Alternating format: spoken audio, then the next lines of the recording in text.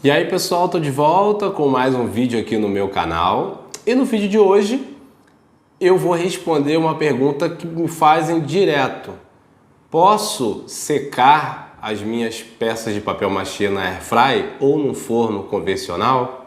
E aí pessoal, antes de iniciar esse vídeo, eu quero rapidamente perguntar se você já virou membro aqui do meu canal. Ainda não virou? Então olha só, somente R$ 7,90 e você terá vídeos exclusivos, pelo menos uma vez na semana, um vídeo ou uma live que a gente vai combinando, exclusivo aqui no canal, onde eu vou ensinar, por exemplo, a você fazer uma casinha de passarinho impermeabilizável, né?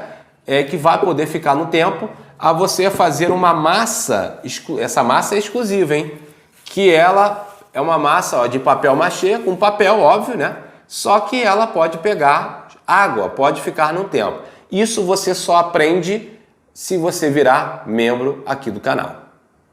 Então, vai aqui, vire membro, somente R$ 7,90 por enquanto, e você terá vídeos exclusivos, tá bom? E alguns benefícios também.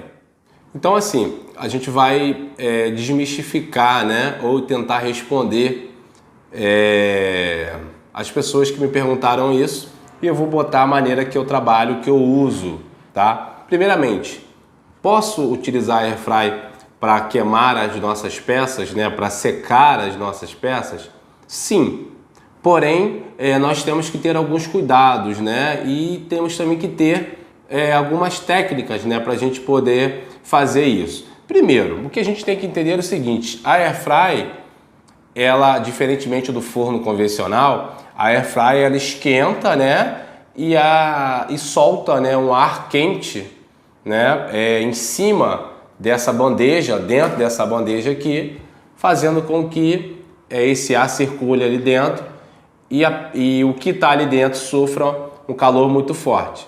O forno convencional, ele já trabalha ao contrário. O forno convencional, né, a gás, ele já fica por baixo, né? Tem uns que tem em cima também.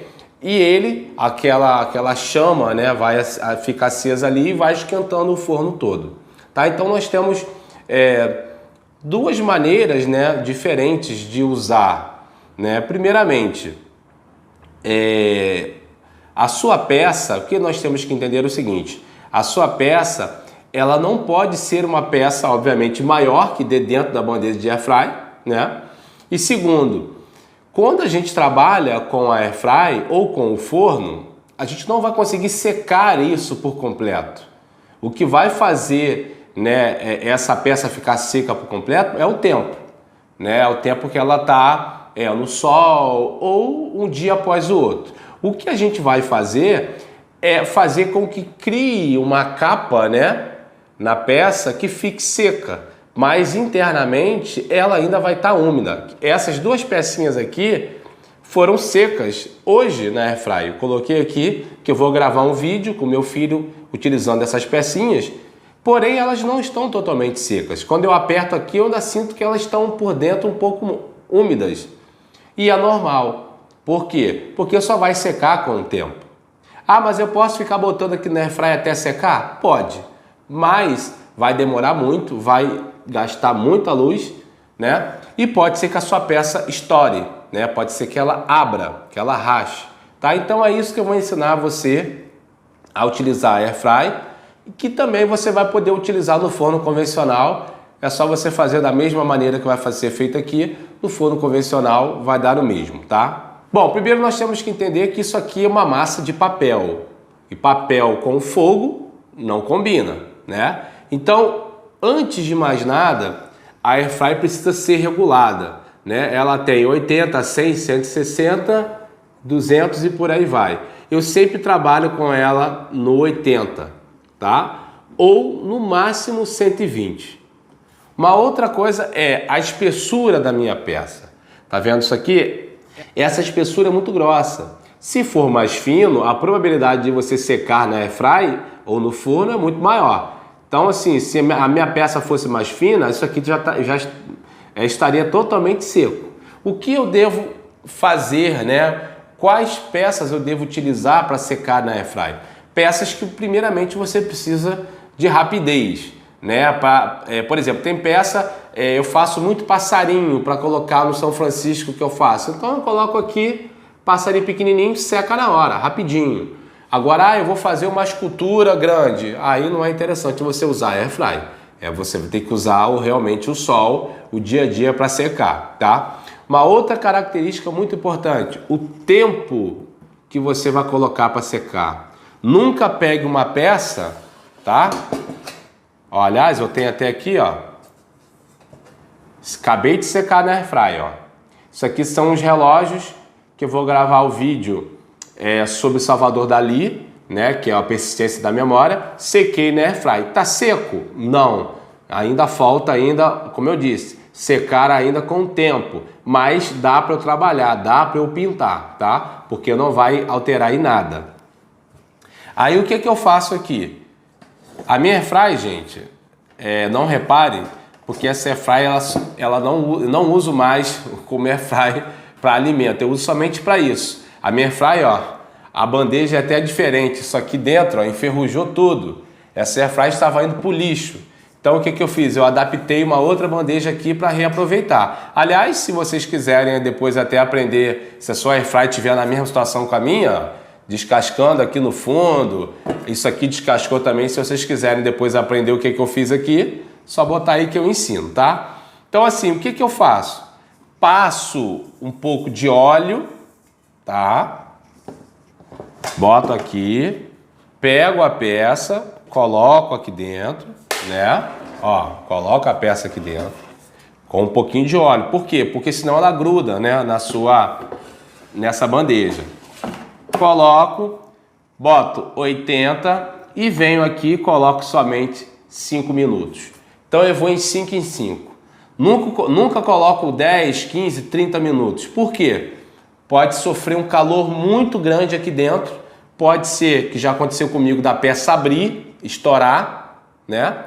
Agora, nunca aconteceu comigo de pegar fogo, tá? Nunca aconteceu comigo. Por quê? Porque o tempo que eu coloco é muito pouco. A temperatura que eu coloco é muito pouca. Pode acontecer sim, ó, dela queimar um pouquinho, ó. Dela ficar um pouquinho marrom, tá? Pode acontecer, porque fica sofrendo calor, né, aqui dentro. Por isso que é bom você botar 5, gira a peça, bota 5 e assim vai indo até você sentir que ela já está seca, né? Que dá para você trabalhar em cima dela. No forno convencional é a mesma coisa. Tabuleiro, unta ele e a mesma coisa. Vai botando em 5, bota no mínimo no forno e deixa ele trabalhando e você vai virando a peça conforme for. Então assim, esse tipo de ferramenta, né, o forno, é um quebra-galho, né? É para você que está com pressa em fazer alguma coisa que seja pequena e ele vai quebrar o seu galho. Não é recomendável você usar o forno, né, para secar peças grandes. Isso tem que ser com tempo, tem que aproveitar o sol, né? Outra coisa, a air fry, né? Se você for utilizar uma massa que tenha cimento, uma massa que tenha qualquer produto químico, não é interessante você usar o forno, porque você vai usar esse forno depois para assar os seus alimentos, né? No meu caso, essas massas aqui são só papel e cola.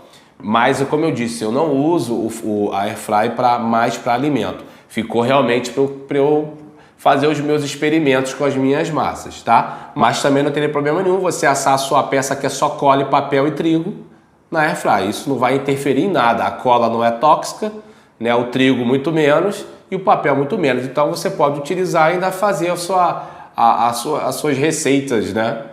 Então é isso, gente.